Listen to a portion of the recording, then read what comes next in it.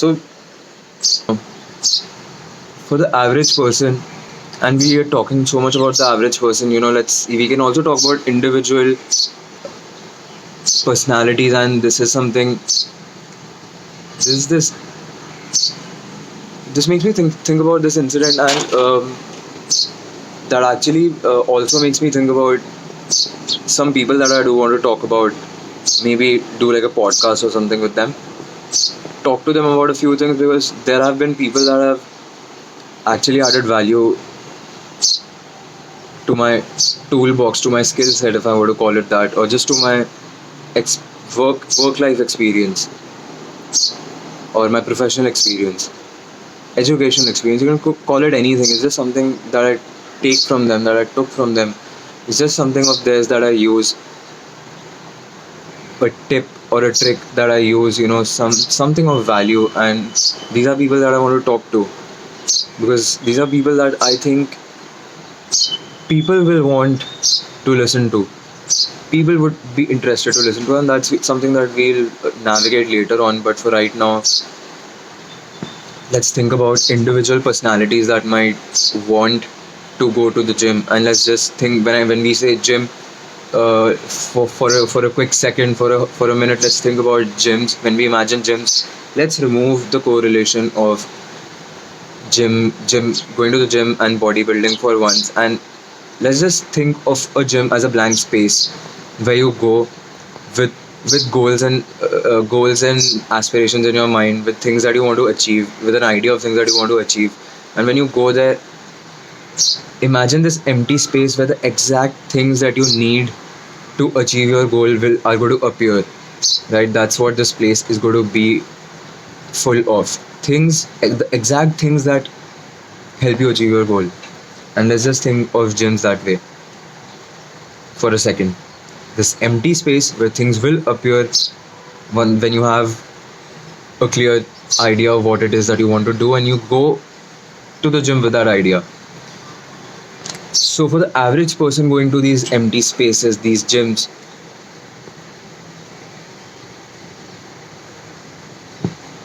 there are things like, I want to train for a sport. That's some of you that want to be better at their sport. When they imagine their sport, when they imagine they have a certain model in their mind, they have a visual image of something playing in their head that they want to do, that they want to achieve. They might have seen somebody else do it.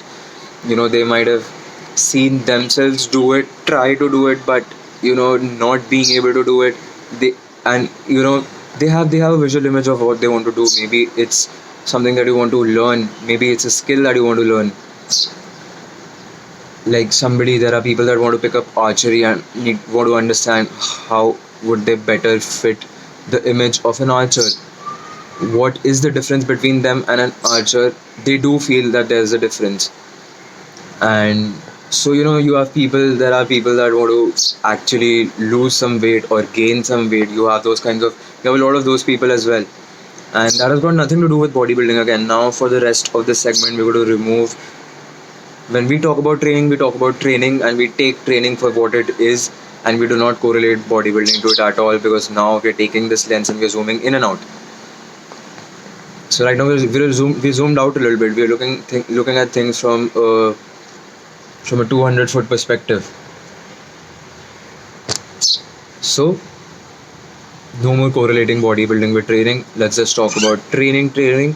And when we say training, let's define training as doing things that helps you get closer to your goals.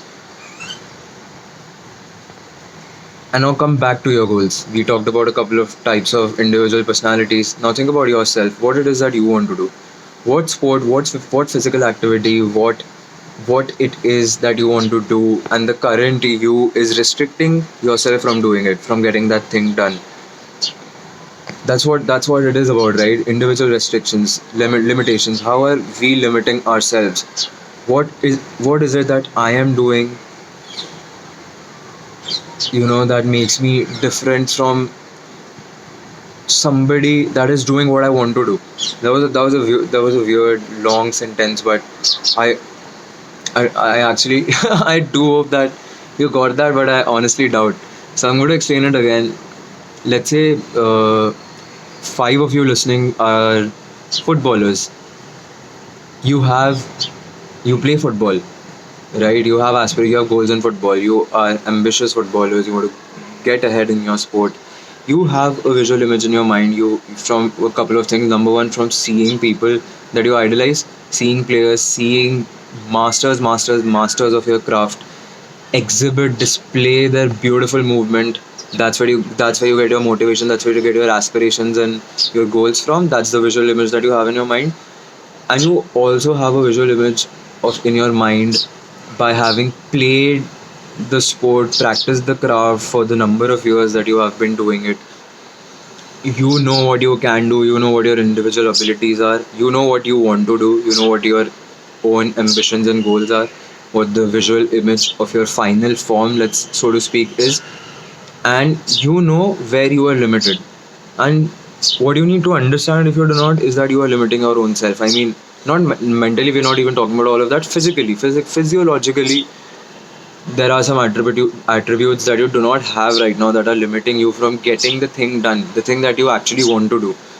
A really clear example of this would be all of you guys trying a bicycle kick. I hope it's called a bicycle kick because honestly I'm very bad with names and semantics. Sorry, I don't know if that's what semantics means, but very bad with like terminology. So when I say bicycle kick, I imagine this thing where you do a backflip and kick the ball somewhere. Let's say let's imagine for the sake of it that a few of you want to do that. What is stopping you from doing it right now? Like if we go like if you are playing somewhere this at this very point of time, or let's say this evening today, whenever you watch this, let's say you have a game today, what is limiting you from doing that? And we're not talking about mental blocks, we're talking sheer like pure physical limitations, physiological limitations. It's yourself, right? It's your own physical form, it's your own body.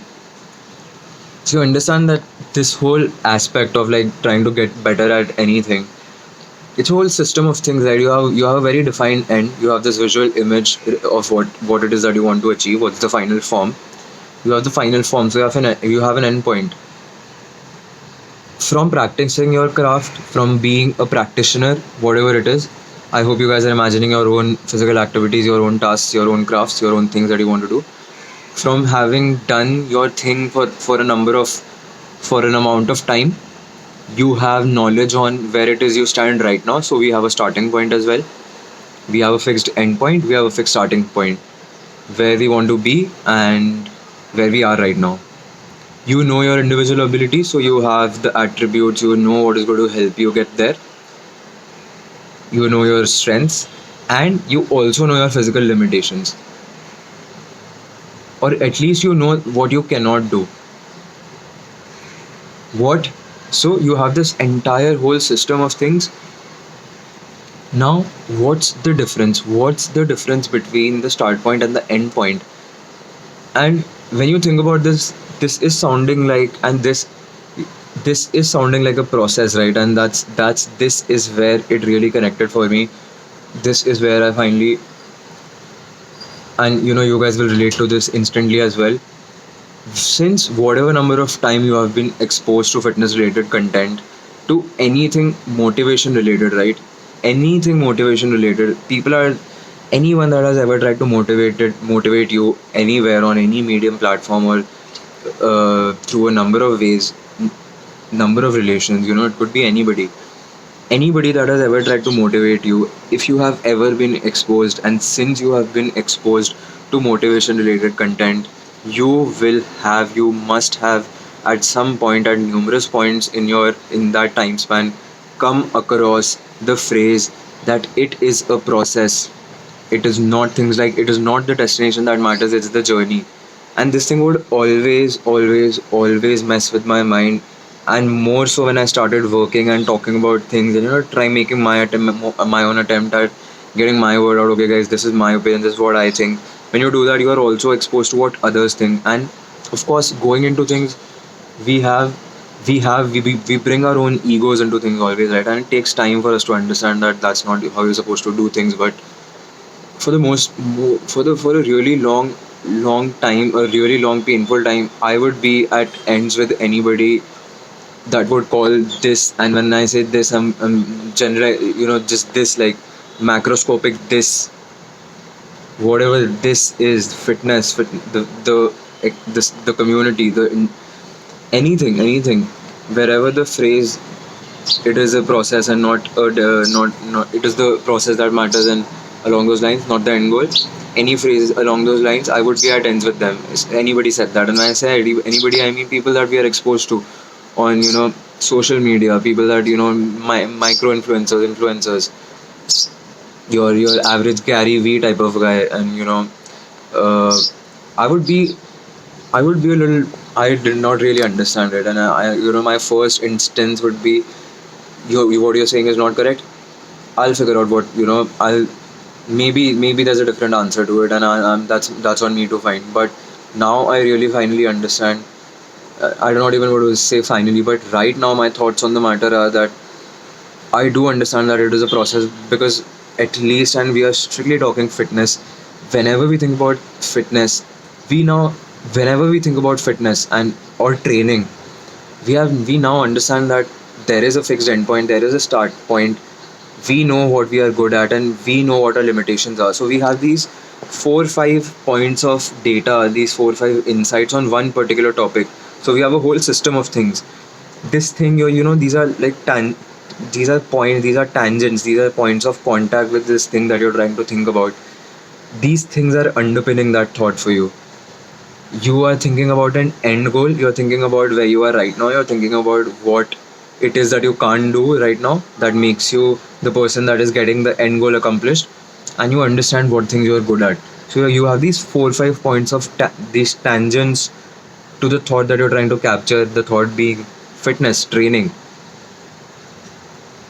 right? You're trying to visualize something, you're trying to visualize what training is, and we have already disassociated training from the word bodybuilding. So now it's this blank thing, is this thing which will only make sense once you understand what it is that you're supposed to do to get there, to get to the end point, to finish the system.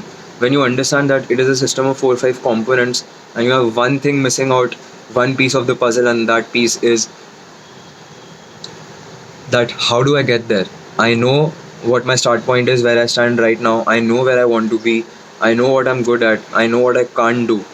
What it is that I need to do to get there, to get to the end point, that finishes that final line of the diagram for me, that finishes the painting for you, that paints a clear picture for you. Now you have all the data points, all the insights that you need to underpin, to capture the thought of training, what training is going to mean for you.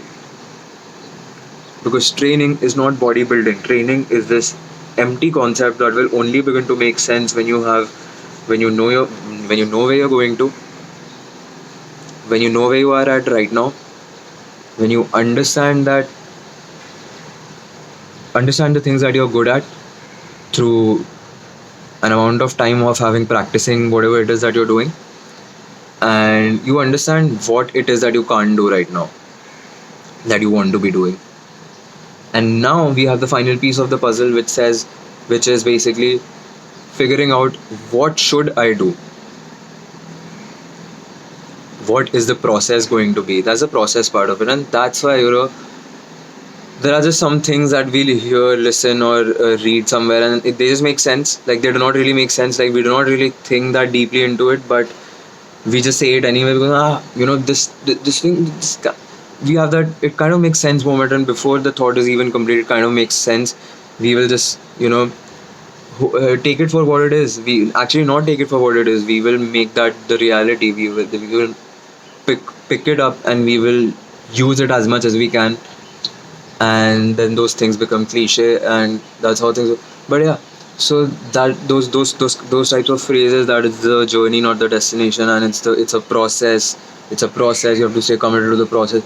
We understand that it's a process. We just didn't know how, and now we know. And when I say we, I mean me. I understood that it is a process.